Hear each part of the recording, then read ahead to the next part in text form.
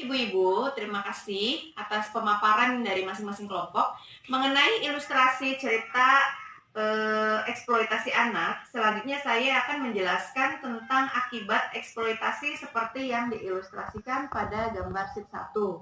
Nah, di mana pada gambar sheet 1 itu dapat digambarkan seorang anak yang dieksploitasi oleh orang tuanya secara ekonomi dengan berjualan koran, dan dampak yang ditimbulkan anak menjadi tidak sekolah karena waktunya dihabiskan untuk mencari nafkah. Padahal anak tersebut masih pada usia untuk bersekolah.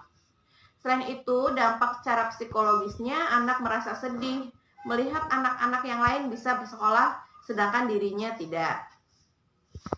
Nah, sedangkan pada gambar sheet 2 dapat dilihat anak yang masih lemah secara fisik sudah diajak oleh orang tuanya untuk bekerja dengan pekerjaan yang cukup keras dan berbahaya bagi anak, sehingga berdampak pada anak menjadi kurang gizi dan anak menjadi sakit karena kecapean atau kelelahan ya Bu ya.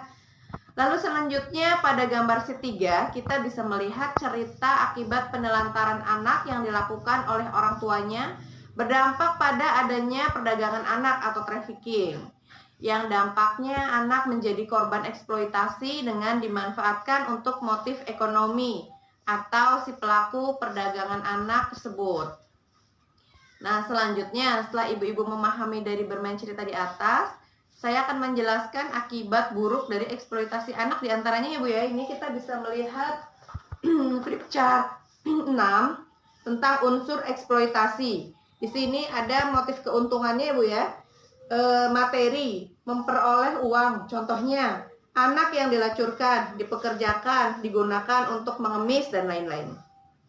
Nah, yang bukan materinya, yang memanfaatkan anak mendapatkan status sosial dan kedudukan yang lebih tinggi. Contohnya, anak perempuan dinikahkan dengan laki-laki yang lebih kaya atau berkedudukan terhormat.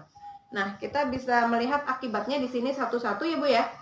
Yang pertama, anak putus sekolah. Anak tidak mendapatkan hak pendidikan karena harus bekerja.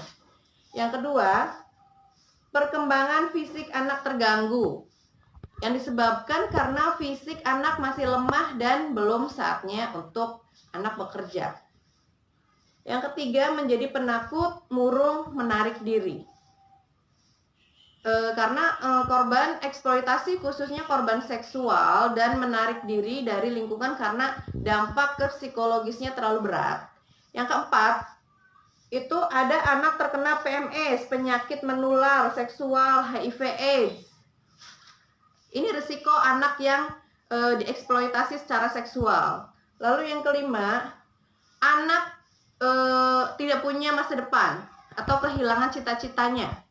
Yang keenam, ada anak berpotensi mengulang kembali eksploitasi yang dialaminya. Yaitu maksudnya anak korban eksploitasi jika tidak mendapatkan penanganan yang baik akan berdampak korban tersebut menjadi pelaku. Yang ketujuh, anak kehilangan percaya diri.